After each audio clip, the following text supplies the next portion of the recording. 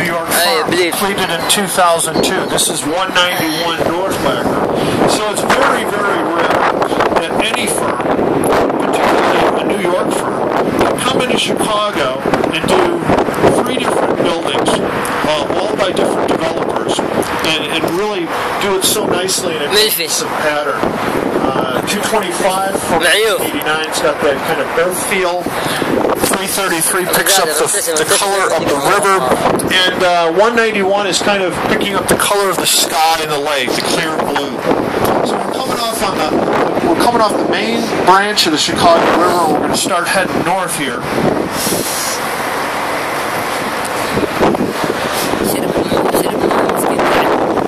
Soon after the city was incorporated in 1837, a lot of new construction started showing up on the Chicago River. It was primarily industrial, a lot of warehouses, docks. Chicago grew remarkably fast. After growth had kind of subsided in the 20th century, a lot of new construction was of a commercial variety. But we're seeing a lot of residential buildings going up on the river. And this building over here to our left is an example of residential construction. This is from 2002. It's the residences at River Bend. It's the building that's got a nice curve, kind of a concave front. This was designed by DeStefano and Partners. If you look at the base of the building, you've got like a 3-story townhome complex down there, luxury townhomes. And above it, with those opaque glass panels, that's the parking garage. That's where you actually park your car, but you don't, the building is so skinny because of those train tracks behind it. You'll see some trains going by there right behind it. There's no parking ramps in this parking garage. You literally drive your car onto an elevator or a lift, and your car is transported up there and parked for you.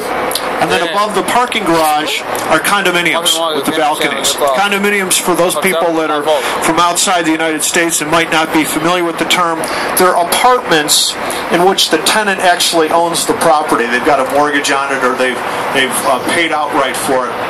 Next up, this pink brick building is the oldest building on our tour, 1898. So quite an old building. It opened as the North American Cold Storage Warehouse, designed by a guy named Frank Abbott. It was basically a giant refrigerator for meat and poultry wholesalers. And then in 1981, it was converted into 104 condominium units by an architect named Harry Weiss. We're going to see quite a few Harry Weiss buildings on our tour. He actually got the idea for this building, or the conversion, by going out and visiting his daughter, who was living in a studio in Manhattan in the late 70s, and he said, this would be great. So he came back and he worked with some developers, and they did this conversion. 1981. Next to it was a Harry Weiss construction. These are the River Cottages of 1988.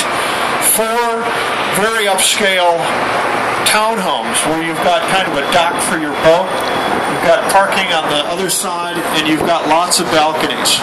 Kind of a nautical feel to these buildings. The 2 on the left actually have 4,200 square feet of space, and the ones on the right have about 2,200. If we can go back to the right side momentarily, you see this massive blue barn. This is the East Bank Club from 1979, designed by Gordon and Levin. It's an exclusive health club, 10,000 members. President Obama is still a paying member of this club. I'm sure he's got other places to work out at. Oprah Winfrey and Mayor Rahm Emanuel are still members. The building, being a health club, initially just turned its back on the river. They've incorporated windows. Those were added much later. But the architecture basically gives a cold shoulder to the Chicago River, because when this building went up in '79, it was just the Chicago River was heavily industrial and very, very polluted. It was rated as highly